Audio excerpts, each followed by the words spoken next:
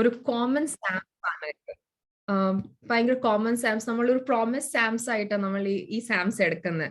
പക്ഷെ ഇന്ന് ഞാൻ അതൊരു പ്രോമിസ് സാംസിന്റെ ഒരു പ്രീച്ചിങ് ഇല്ലെങ്കിൽ ഒരു റീഡിങ് അല്ല ഞാൻ ഇന്ന് ഉദ്ദേശിക്കുക. എനിക്ക് ദൈവാത്മ പറഞ്ഞത് ഒരു വേറെ സ്പെക്ട്രമാ ഈ സാംസിനോട്. സോ ഈ സാംസ് നമ്മൾ നോക്കുമ്പോൾ നമ്മൾ എപ്പോഴും ഇപ്പൊ സ്പെഷ്യലി കോവിഡ് എല്ലാം വന്നപ്പോൾ ആൾക്കാർ ഈ സാംസ് ബൈഹാർട്ട് ആയിട്ട് അറിയത്തുള്ള ആൾക്കാർ പോലും ഈ സാംസ് ബൈഹാർട്ട് ചെയ്ത് പഠിച്ചത്, സാംസ് 121 ആൻഡ് സാംസ് 91. പക്ഷെ ഇതിൽ കുറെ കാര്യങ്ങളുണ്ട്, നമ്മൾ ചിന്തിക്കാത്ത കുറെ കാര്യങ്ങളുണ്ട് ദൈവം നമ്മൾക്ക് പഠിപ്പിക്കാൻ പോകുന്നത്. സോ ഈ സാംസില് സാംസ് എഴുതിയ ഈ വ്യക്തി നന്നായിട്ട് അറിയാം where to look to, because നമ്മൾ ഈ first 2 words നമ്മൾ ഫോക്കസ് ചെയ്യാൻ പോകുന്നത്. I will look to the mountains, where will my help come from? My help will come from the Lord, the maker of heaven and earth. So ഈ first 2 psalms ഒരു condition psalms ആണ്. അത് ഒരു condition ആണ്. അത് കഴിഞ്ഞിട്ട് from verse 3 to 8 അതൊരു promise ആണ്. ദൈവം നമ്മളെ കാത്തു സൂക്ഷിക്കും, നമ്മൾ വെളിയിൽ പോകും, പുറത്ത് വരും, എവിടെ എന്തൊക്കെയുണ്ട് ദൈവം കാത്തു സൂക്ഷിക്കും, അതെല്ലാം ഒരു promise ആണ്. പക്ഷെ first 2 words ഒരു condition ആണ്. നമ്മൾ ഇന്ന് ഫോക്കസ് ചെയ്യാൻ പോകുന്ന first 2 verses മാത്രമാണ്. സോ ഈ സാംസിന് നന്നായിട്ട് അറിയാം where he has to look to, എവിടെ നോക്കണം, മീൻസ് എവിടെ ഫോക്കസ് ചെയ്യണം, ആ സാമിസ്റ്റ് ഫോക്കസ് എവിടെയാണെന്ന് സാമിസ്റ്റിന് നന്നായിട്ട് അറിയാം. And he know where he has to wait upon, ആരുടെ മേളിൽ വെയിറ്റ് ചെയ്ത് നിൽക്കണം, ഇല്ലെങ്കിൽ ഇരിക്കണം, കാത്ത് ഇരിക്കണം, അത് ഈ സാമിസ്റ്റിന് നന്നായിട്ട് അറിയാം. And who is the person he has to wait upon? The maker of heaven and earth. ഈ ഭൂമിയും സൃഷ്ടിയെ ഉണ്ടാക്കിയ ദൈവത്തിന് മേലുള്ള ഈ സാമിസ്റ്റോടെ കണ്ണ്. സോ യൂഷ്വലി നമ്മൾ ഈ ലോകത്ത് ജീവിക്കുമ്പോൾ നമ്മുടെ എല്ലാവരുടെയും ഒരു പ്രതീക്ഷ ഇല്ലെങ്കിൽ നമ്മുടെ കണ്ണുകൾ യൂഷ്വലി പോളിറ്റീഷ്യൻസോ ഇല്ലെങ്കിൽ ഹയർ അതോറിറ്റീസോ ഇല്ലെങ്കിൽ നമ്മൾക്ക് ഭയങ്കര ഫേവർ ചെയ്യുന്ന ആൾക്കാരുടെ മേളിൽ എപ്പോഴും അതൊരു സ്വാഭാവിക ഒരു കാര്യമാണ്. ഈവൻ മീ ടു, നമ്മൾക്കൊരു പ്രതീക്ഷ ഉണ്ട്, ഓക്കെ എമ്മി ചേച്ചിയുടെ കൂടെ എനിക്ക് നല്ല ഒരു കണക്ഷൻ ഉണ്ട്, സോ ഞാൻ എന്തായാലും എനിക്ക് അമ്മി ചേച്ചി ഉണ്ടല്ലോ, എനിക്ക് എന്ത് പ്രശ്നം വന്നാലും I can always run to Emmy ചേച്ചി, അങ്ങനെ ഒരു തിങ്കിങ് ഉണ്ടാകും, അത് എല്ലാവർക്കും ഉണ്ടായിരിക്കും. പക്ഷെ നമ്മൾ ഇത് മറന്നപ്പോൾ അതിന് മേളില് നമ്മൾക്കൊരു ദൈവമുണ്ട്, to whom we can always run to. ഞാൻ ഈ സാംസ് റീഡ് ചെയ്യുമ്പോൾ എനിക്ക് ഒരു ഇൻസിഡന്റ് എനിക്ക് ഓർമ്മ വന്നത്, അത് ദൈവാത്മ തന്നെ അത് ഇൻസിഡന്റ് കൊണ്ടുവന്നത് എനിക്കത് നന്നായിട്ട് അറിയാം. സോ ഞാൻ വളർന്നത്, എന്റെ നാട് പേര് ഇസ് റായ്പൂർ ഛത്തീസ്ഗഡ് ക്യാപിറ്റൽ ആണ്. സോ ഒത്തിരി വർഷങ്ങൾ മുന്നത്തെ കാര്യമാണ്. the government of Chhattisgarh decide ചെയ്തു മൈനോറിറ്റീസിന് മാത്രം ഒരു ലാൻഡ് കൊടുക്കണം. മൈനോറിറ്റീസിൽ വരുന്നത് മുസ്ലിംസ് ആണ്, ക്രിസ്ത്യൻസ് ആണ്. സോ ഇവർക്ക് ഒരു ലാൻഡ് അലോട്ട് ചെയ്തിട്ട് കൊടുക്കാന്ന് ഗവൺമെന്റ് തീരുമാനിച്ചു. മുസ്ലിംസിന്റെ കാര്യം വന്നപ്പോൾ അത് സോർട്ടായി. പക്ഷെ ക്രിസ്ത്യൻസിന് ലാൻഡ് കൊടുക്കാൻ വന്നപ്പോൾ ക്രിസ്ത്യൻസിൽ എത്ര ഡിനോമിനേഷൻസ് ഉണ്ട്, എത്ര ചേർച്ചസ് ഉണ്ട്. സോ ഈ ന്യൂസ് വെളിയിൽ വന്ന ഉടനെ ചേർച്ചസിൽ ഭയങ്കര ഒരു കെയോസ് വന്നു, ദാറ്റ് ആർക്കാ ലാൻഡ് കിട്ടാൻ പോകുന്നത്. സോ യൂഷ്വലി എല്ലാ ചേർച്ചസിൽ ഒരു നല്ല ഹയർ അതോറിറ്റി ഗവൺമെന്റ് ജോബിൽ ജോലി ചെയ്യുന്ന മിക്കവാറും എല്ലാ ചേർച്ചസിലും ഓരോരോ ആളുണ്ടാകും. സോ അങ്ങനെ എല്ലാ ചേർച്ചസ് അവരുടെ അപ്രോച്ച് തുടങ്ങി, ലൈക്ക് അവരുടെ ഗവൺമെന്റ് അതോറിറ്റീസ് ത്രൂ ഗവൺമെന്റിൽ അപ്രോച്ച് ചെയ്യാൻ തുടങ്ങി, ഞങ്ങൾക്ക് ഈ ലാൻഡ് വേണം പറഞ്ഞിട്ട്. അങ്ങനെ എല്ലാവരും ഇങ്ങനെ ചെയ്തുകൊണ്ടിരിക്കുമ്പോൾ ഒരു ഡിനോമിനേഷൻ ഉണ്ടായിരുന്നു, ഞാൻ പേര് പറയത്തില്ല.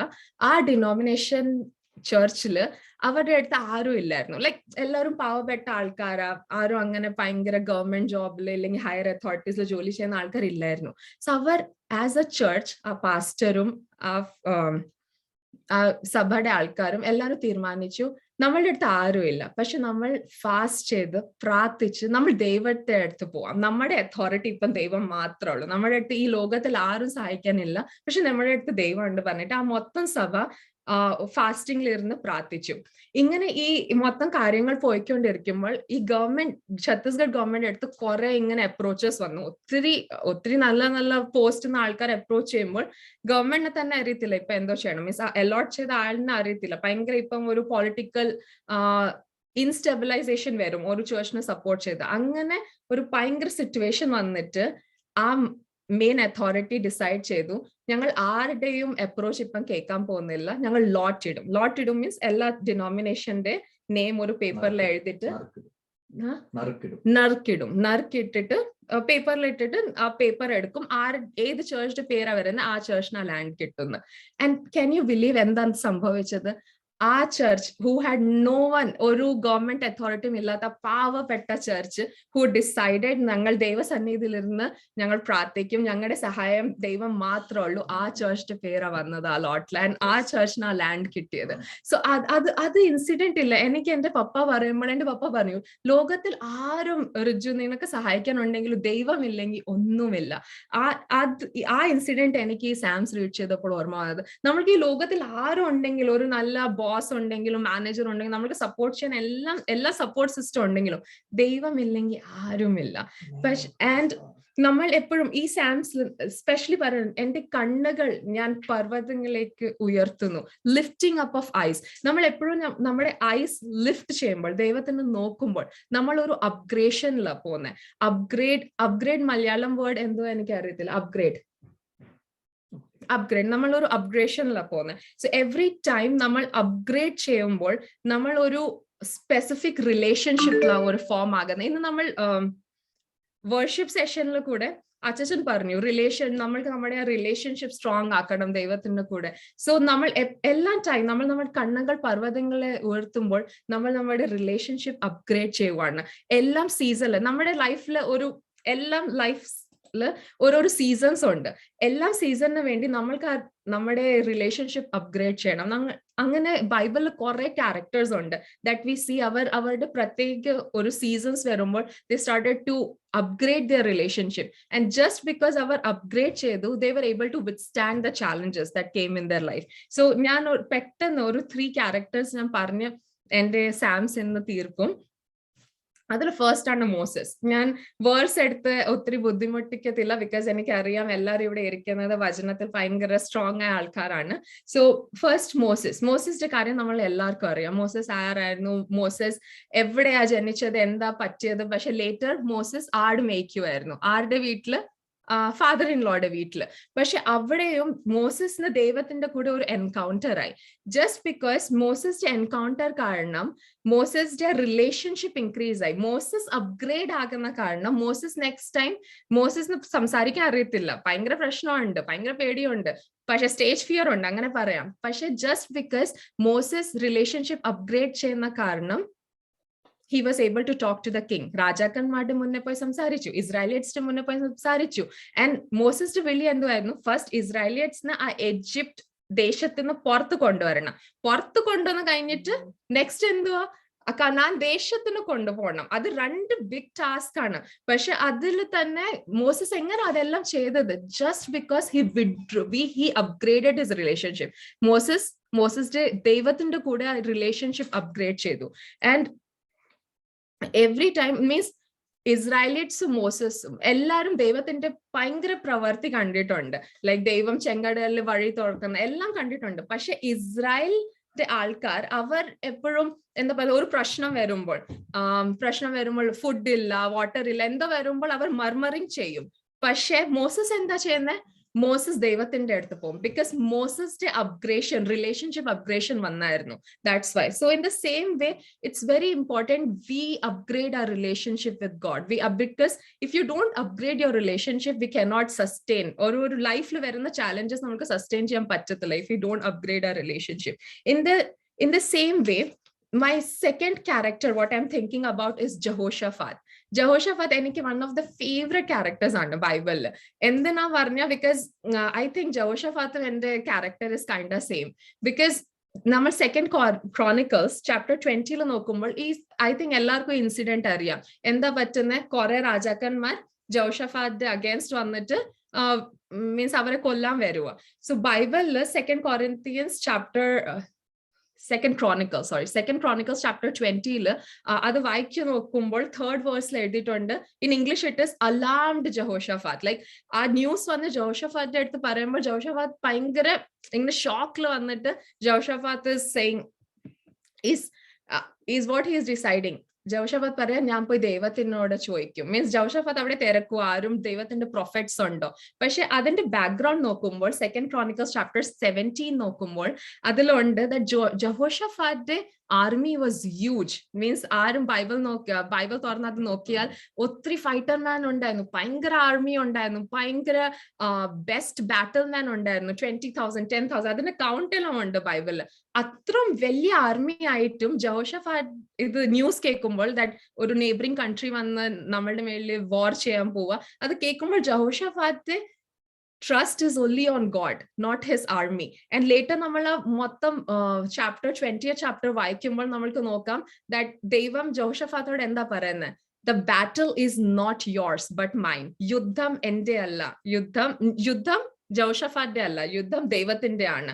സോ ഞാൻ ഈ വേഴ്സ് സ്പെഷ്യലി രാവിലെ ഞാൻ വായിച്ചുകൊണ്ടിരിക്കുകയായിരുന്നു. അപ്പോഴാ ജീസസ് ഫാമിലി ആരാന്ന് എനിക്ക് പേരറിയത്തില്ല, I don't no.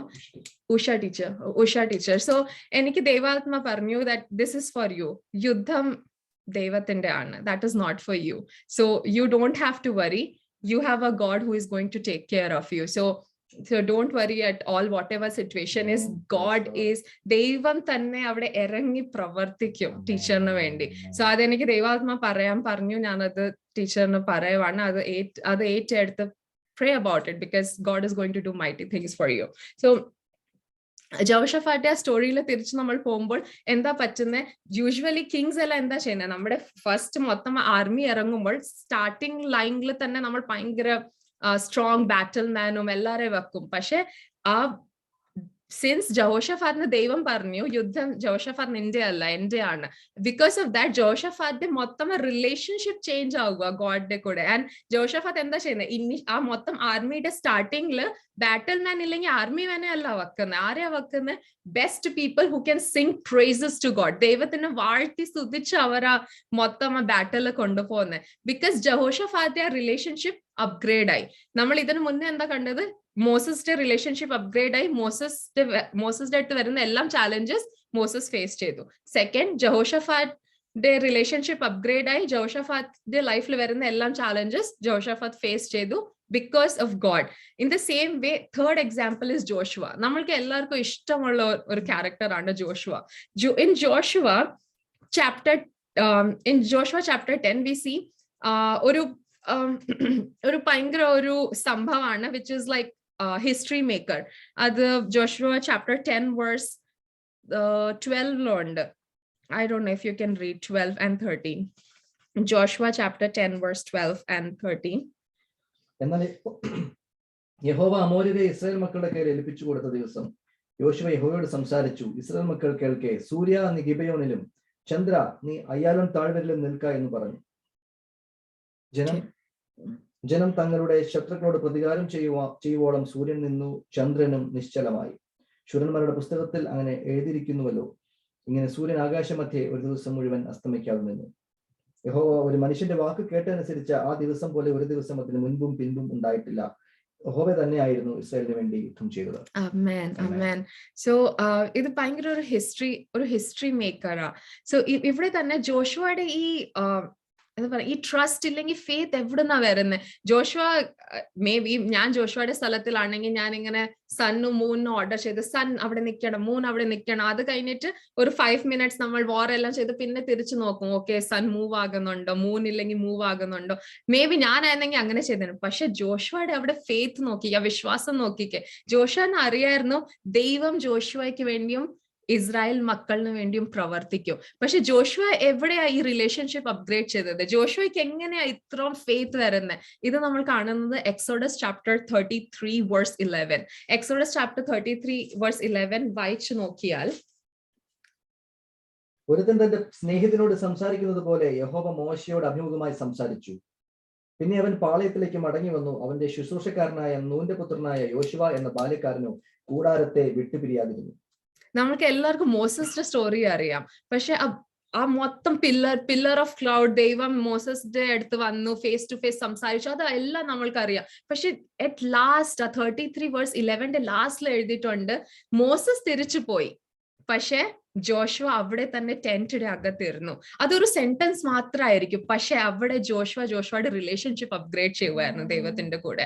So because ആ റിലേഷൻഷിപ്പ് അപ്ഗ്രേഡ് ആയി, ദാറ്റ്സ് വൈ ജോഷുവിന് അത്രയും ട്രസ്റ്റും ഫെയ്ത്ത് ഉണ്ടായിരുന്നു that if he says to God, ദൈവമേ എനിക്ക് ഈ എന്റെ എനിമീസിനെ കൊല്ലണം, എനിക്ക് വേണ്ടി പ്രവർത്തിക്കണം, ഈ സണ്ണും മൂന്നും ഇന്ന് ഇവിടെ നിൽക്കണം. അങ്ങനെ ജോഷുവ ഈവൻ പ്രാർത്ഥിക്കുമ്പോൾ ജോഷുവയ്ക്ക് ഫെയ്ത്ത് ഉണ്ട്, ബിക്കോസ് ജോഷുവയുടെ റിലേഷൻഷിപ്പ് ഓൾറെഡി ബിൽഡ് ആയി with God. So in the same വേ ഇന്ന് സാംസ് 121, 1 and 2 നമ്മൾ എപ്പോഴും നമ്മൾ എല്ലാവർക്കും ഭയങ്കര ബൈഹാർട്ടായി അറിഞ്ഞ ഒരു സാംസ് ആണ്.